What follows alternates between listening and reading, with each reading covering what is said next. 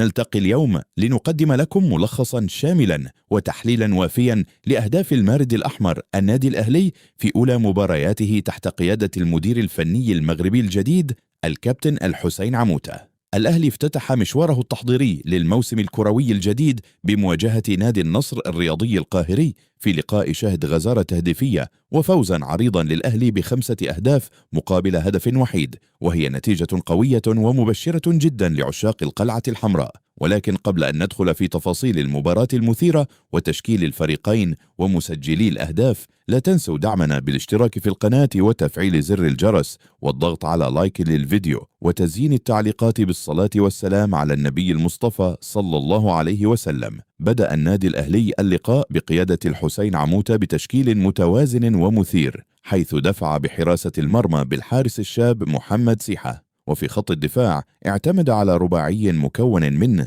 كريم فؤاد في الجبهة اليمنى وكريم الدبيس في الجبهة اليسرى، وفي قلب الدفاع الثنائي الواعد هادي رياض وعمر الجزار. أما في خط المنتصف فبدأ الأهلي بالثلاثي أحمد نبيل كوكا والوافد الجديد التونسي محمد علي بن رمضان، وبجوارهما علي محمود الذي قدم أداء لافتا وكان أحد أبرز نجوم المباراة اليوم.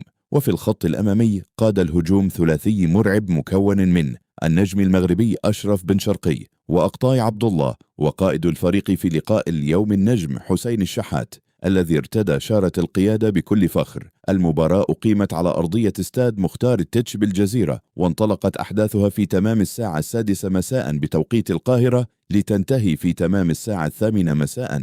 الشوط الأول انتهى بالتعادل السلبي 0-0، وهو ما اعتبره المتابعون إنجازا كبيرا وتنظيما دفاعيا يحسب لنادي النصر. ولكن بمجرد بداية أحداث الشوط الثاني أجري الكابتن الحسين عموتة مجموعة من التبديلات التكتيكية الحاسمة التي قلبت الموازين تماما، حيث دفع بالمهاجم نيدسيغ راديتشر الذي لم ينتظر طويلا وقص شريط الأهداف في الدقيقة 46 معلنا الهدف الأول للأهلي. وفي الدقيقة 52 نجح النجم أشرف بن شرقي في تعزيز التقدم بالهدف الثاني بعد مهارة فردية رائعة، ثم عاد المتألق نيدسيغ راديشار ليحرز هدفه الشخصي الثاني والثالث للأهلي في الدقيقة 60.